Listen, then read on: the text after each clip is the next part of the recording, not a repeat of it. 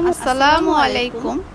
উচ্ছেদ করতে যাওয়াতেই সাদিক এগ্রোর সময় অবস্থা। সাদিক এগ্রো দেখুন, সম্প্রতি আলোচনায় থাকা ছাগল কাণ্ডের জেরে আজ বৃহস্পতিবার মোহাম্মদপুরে সাদিক এগ্রো ফার্মে উচ্ছেদ অভিযান শুরু করার কথায় ঢাকা উত্তর সিটি কর্পোরেশনের, কিন্তু এর আগেই আলোচিত এই এগ্রো ফার্মের জন্য তৈরি স্থাপনা ভেঙে ফেলা হচ্ছে।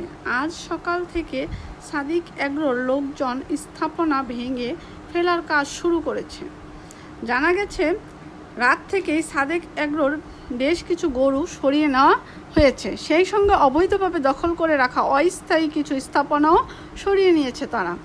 এর আগে উচ্ছেদ অভিযানের জন্য গতকাল বুধবার 3 প্লাটুন পুরুষ পুলিশ ফোর্স ও 1 প্লাটুন নারী পুলিশ ফোর্স মাহে আলম স্বাক্ষরিত ওই চিঠিতে বলা হয়, ঢাকা উত্তর সিটির আওতাধীন অঞ্চল 5 এর অন্তর্ভুক্ত মোহাম্মদপুরের বেড়িবাঁধ সংলগ্ন আশেপাশের অবৈধ স্থাপনাসহ খাল ও সড়কের জায়গায় সাদিক এগ্রো লিমিটেডের অবৈধভাবে নির্মিত স্থাপনা অপসারণ করা হবে।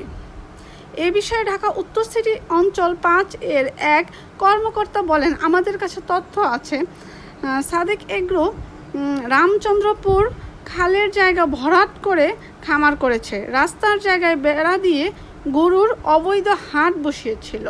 এর আগেও তাদের নোটিশ দেওয়া হয়েছিল, কিন্তু খামার কর্তৃপক্ষ এসব কোনো বিষয়ে তোয়াক্কাই করেনি। সাদিক এগ্রো ভাঙ্গার জন্য জরুরিভাবে সব কিছু, এজন্যই এখন সাদিক এগ্রো নিয়ে পালাচ্ছে তাদের গবাদি পশু এবং গরু ছাগল যেগুলোই আছে নিয়ে পালানোর চেষ্টা করছে।